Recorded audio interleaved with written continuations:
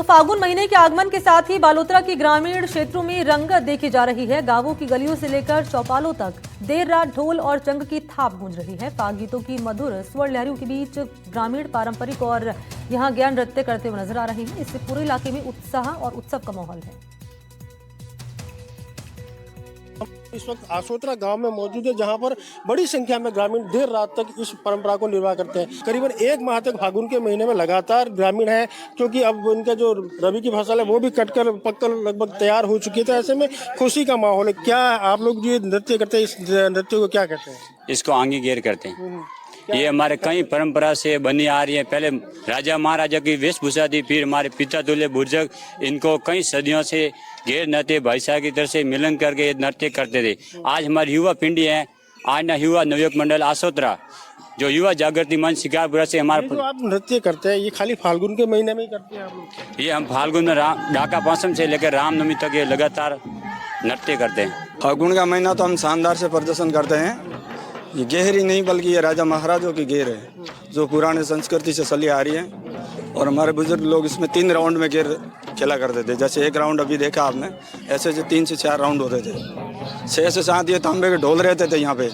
बजाने वाला भी 35 से 45 किलो के वजन के यह ढोल है, आप वेट करवा सकते हैं। और कलेक्टर के हिसाब से 28 किलो वजन की आंगी है, 5 किलो की यहाँ पर घूघरे लगे हुए हैं।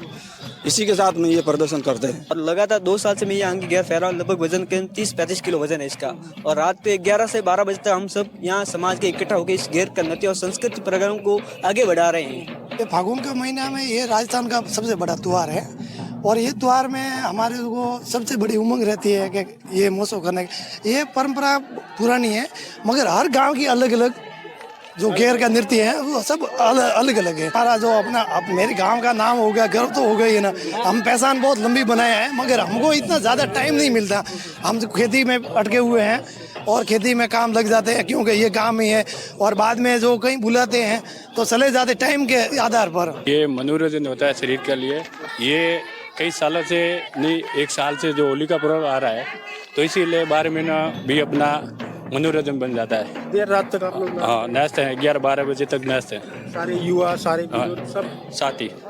जी बिल्कुल, देख सकते हैं ग्रामीण अपनी परंपराओं का निर्वहन कर रहे हैं। देर रात तक है इन ग्रामीण इलाकों में आपको घेर नृत्य और ढोल और चंग की थाप सुनाई देगी। और करीबन 1 महीने तक चलने वाला इस तरह के आयोजन से फागुन का महीना है वो काफ़ी रौनक भरा और जो रंगीन है वो बन चुका है। अनिल वैष्णव, NDTV, बालोतरा। तो नमकीन रसगुल्लों के लिए मशहूर बीकानेर में इन दोनों होली की यहां खुमारी छाई हुई है। यहां शाम होते ही चंग की थाप पर धमाल लगाते हुए होली के रसिया माहौल को खुशनुमा बना देते हैं। यहां जस्सूसर गेट आयोजित होने वाले धमाल कार्यक्रम में प्रतिवर्ष वर्तमान मुद्दों को धमाल के द्वारा उठाया जाता है और इस बार खेजड़ी बचाओ, ओरण बचाओ के मुद्दे पर धमाल का प्रस्तुतिकरण किया जा रहा है। होली के अवसर पर बीकानेर की अपनी एक अलग ही मस्ती है। और कहते हैं जिसकी मस्ती जिंदा है उसकी हस्ती जिंदा है, क्योंकि बीकानेर अलबेला शहर है, अल्लड़ मस्ती वाला शहर है। यहाँ की नमकीन और रसगुल्लों के साथ साथ होली का त्योहार भी बनारस के बाद सबसे ज्यादा प्रसिद्ध है।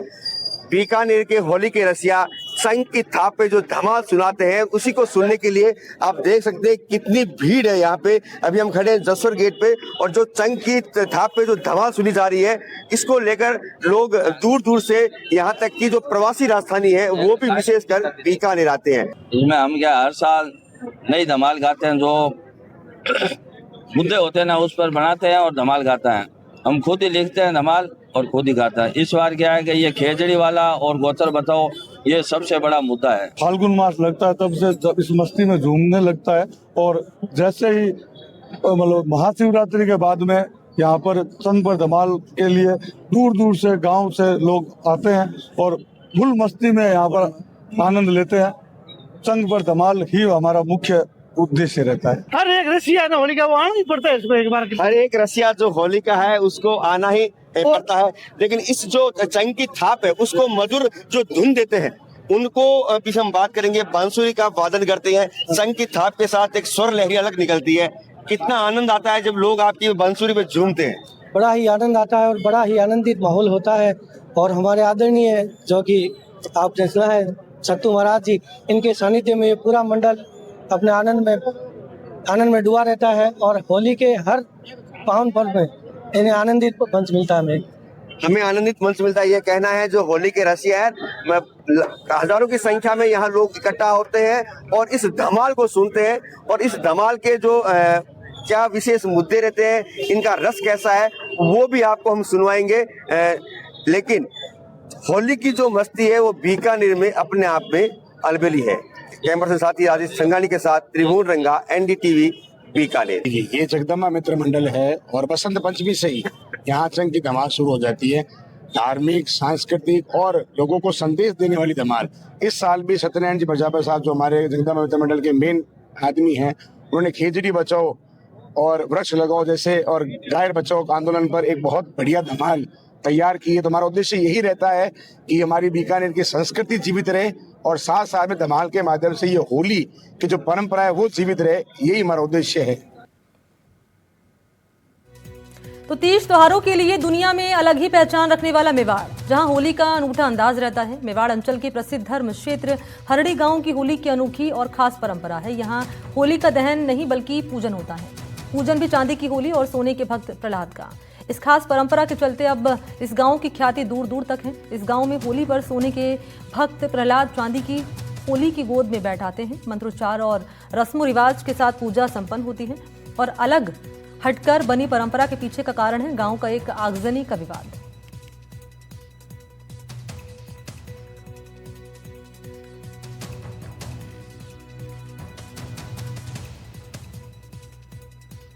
वहीं अलवर में जहां होली नजदीक आने के साथ ही रासायनिक रंगों से त्वचा और आंखों को होने वाले नुकसान को लेकर चिंताएं फिर से उभरने लगी है, जिसके चलते लोग सुरक्षित विकल्पों की तलाश कर रहे हैं। इसी को ध्यान में रखते हुए वन विभाग ने एक प्राकृतिक और पर्यावरण के अनुकूल समाधान पेश किया है। अधिकारियों ने प्राकृतिक फूलों, पत्तियों और अन्य वन उत्पादों से लगभग 5 क्विंटल हर्बल गुलाल बनाया है। अधिकारियों के मुताबिक होली से पहले शुरू की गई ये पहल त्योहार मनाने का एक स्वस्थ और सुरक्षित तरीका मुहैया कराती है। हम इसको हरी तो उससे बनती है, हरी पत्तियों से, बरसनी से, और ये केसरी वाली प्लास्टिक फूलों से बनाते हैं। कैसे कैसे बनाते हो? मतलब पहले उनका काढ़ा बनाते हैं, काढ़ा बनाने के बाद में फिर उसके अंदर ठंडा करके अरारोट मिलाते हैं, फिर सुखाते हैं, फिर मशीन में पीस के फिर रखते हैं। इसमें हम 3 तरह का गुलाल हम बनाते हैं। इसमें जो हमारा हरा और केसरिया और पीला रंग का, इसमें जो है हरा और केसरिया में जो फ्लास्क के पौधों से बनाया जाता है। इसमें उसके फूल और पत्ते काम लिए जाते हैं। मार्च अप्रैल के समय में जब ये पत्ते और फूल तैयार हो जाते हैं इनको, तो उनको तोड़ के और अपना जो है संग्रहण करके इकट्ठा कर लेते हैं। उसके बाद अभी इनमें जो है गर्म पानी में उबाल कर उनको सुखाया जाता है। सूखने के बाद इनको चक्की से पीस कर इनका पाउडर बनाया जाता है। उसके बाद अखरोट मिलाया जाता है एवं सुगंध के लिए इसमें इत्र मिलाया जाता है। और जो पीला कलर का हमारा है गुलाल, हर्बल गुलाल, वो हम अमलतास के पौधों से तैयार करते हैं। उसके जो पीले फूल आते हैं उनको वो इसी विधि द्वारा तैयार किया जाता है। जैसे ये अपने प्लास्टिक के फूल आते हैं, उनको तोड़ करके और उसको उबाल करके और उसके अंदर हम ये अरारोट मिला करके और उसके बाद में ऐसे बनाते हैं सर। ये हाँ, इसमें कोई केमिकल नहीं है सर, प्राकृतिक तरीके से बनता है सर। ये इसमें कोई केमिकल का कोई वो नहीं है। और अब बात करेंगे अलवर की, जहां होली नजदीक आने के साथ ही रासायनिक रंगों से त्वचा और आंखों को होने वाले नुकसान को लेकर चिंताएं बढ़ने लगी हैं। यहां लोग सुरक्षित विकल्पों की तलाश कर रहे हैं। इसी को ध्यान में रखते हुए राजस्थान के अलवर में वन विभाग ने एक प्राकृतिक और पर्यावरण के अनुसार समाधान पेश किया। तो डीग, जिसे जल महलों की नगरी कहा जाता है, यहाँ पर्यटन विभाग द्वारा आयोजित होली महोत्सव में अद्भुत नजारा देखा गया। यहाँ पर राजा महाराजाओं के जमाने के 2000 फव्वारे एक साथ चले तो पूरा महल सतरंगी छटा में नहा उठा। देश के कोने कोने से आए लोक कलाकारों ने अपनी कला से पर्यटकों का दिल जीत लिया। ये महाराज ने समर पैलेस बनाया था, महाराजा सूरजमल ने 1756 से 1763 में। समर में डीग रहते थे महाराज, विंटर भरतपुर रहते थे। इन फाउंटेन्सों के लिए हाइट पे टैंक बना हुआ है जो ग्रेविटी सिस्टम से चलते हैं। उसमें 42 मीटर लंबा है, 40 चौड़ा है और 8 फुट की हाइट है। उसमें 800 के लगभग होल बने हुए हैं टैंक में और चारों तरफ एक लाइन में 4 होल हैं और लगभग 800 होल हैं। 1 फुट अंदर तांबे की जाली है।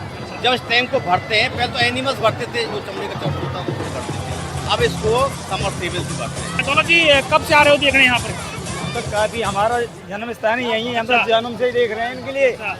जी हाँ, कैसा लगता है हर बार आते हो आप यहाँ पर? देखने के लिए बहुत सुंदर लगता है। इसे यहाँ सारी पब्लिक आती है, बड़ी खुश होकर के जाती है। ये हमारी विरासत का एक अनोखा ही ढंग है, इसको राजा महाराजाओं ने कायम कर रखा है। तो ये देखने में बाहर से पब्लिक बहुत आकर्षक होती है। और भी अच्छा हो तो अच्छा लगेगा ना, जिला के अकॉर्डिंग होना चाहिए। ये जिला बनाए ना तो जिला के अकॉर्डिंग होना चाहिए, जिलों के अकॉर्डिंग, और इसमें सुविधाएं होनी चाहिए। सुविधाएं होनी चाहिए और मतलब प्रोग्राम भी बढ़ने चाहिए। अच्छा लग रहा है। अच्छा, फव्वारे देखे हैं पूरे यहाँ पर? हाँ, मैंने देखे हुए हैं, हर रोज आता हूँ। अच्छा, जैसे नाइट में फुहारे चलते हैं ना तो वो पूरा भर जाता है, मतलब कि पानी पानी हो जाता है पूरा। कैसा आप कार्यक्रम लग रहा है यहाँ पर आए हो? हर साल आते हैं। हर साल आते हैं? 20 साल से। 20 साल से। कुछ और बदलाव चाहते हो कार्यक्रमों में, जैसे आप मांग करना चाहते हो सरकार से, प्रशासन से? प्रशासन बढ़िया ही करेगी, बढ़िया हो रहा है, अच्छा हो रहा है। हर बार आते हो देखने के लिए? कार्यक्रम में और क्या चाहते हो, जिससे यहाँ पर और बढ़ना चाहिए कार्यक्रम की सुविधाएं? नहीं, काफी अच्छे होते हैं प्रोग्राम, बहुत अच्छे होते हैं यहाँ पे।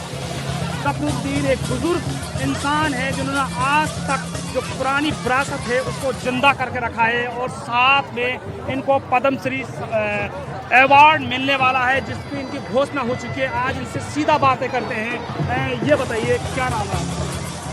नमस्कार, हेलो, मेरा नाम फखरुद्दीन निवासी जोगी है। मेरा गांव कैथवाड़ा है, जिला ढीक का रहने वाला हूं। जन्म स्थान ये, लेकिन फिलहाल मैं अभी अलवर में टाइगर कॉलोनी मुगस्का में रहता हूं, और वहाँ मेरे बच्चे पढ़ते हैं, और तब ये मेरा विरासत है।